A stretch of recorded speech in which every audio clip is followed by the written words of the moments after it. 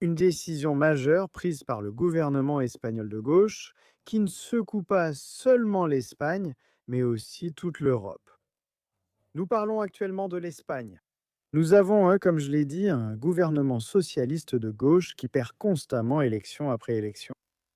Et Pedro Sánchez, le Premier ministre espagnol, considère clairement, semble-t-il, la Chine comme un allié, et il semble que la Chine considère l'Espagne comme un interlocuteur clé.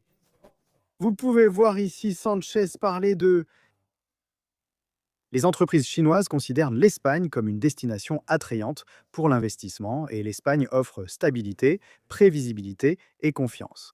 Donc je pense que cela vous donne une idée de la position du gouvernement espagnol. Mais nous venons de voir ceci aujourd'hui de la part du Premier ministre espagnol. Que le décret royal avance maintenant, il a été approuvé pour la régularisation des migrants illégaux en Espagne, soit près d'un demi-million de personnes, selon le Premier ministre espagnol. Maintenant, cette décision énorme a déjà conduit à un effondrement total du système espagnol.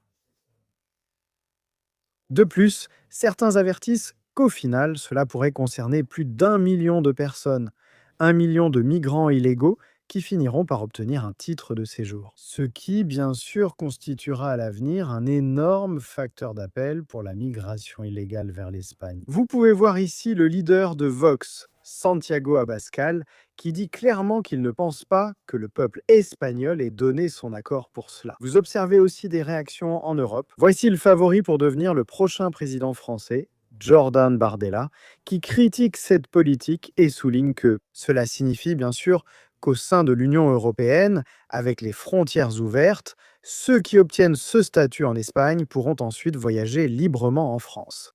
Et clairement, on peut voir ici en France de très grandes inquiétudes concernant cette annonce.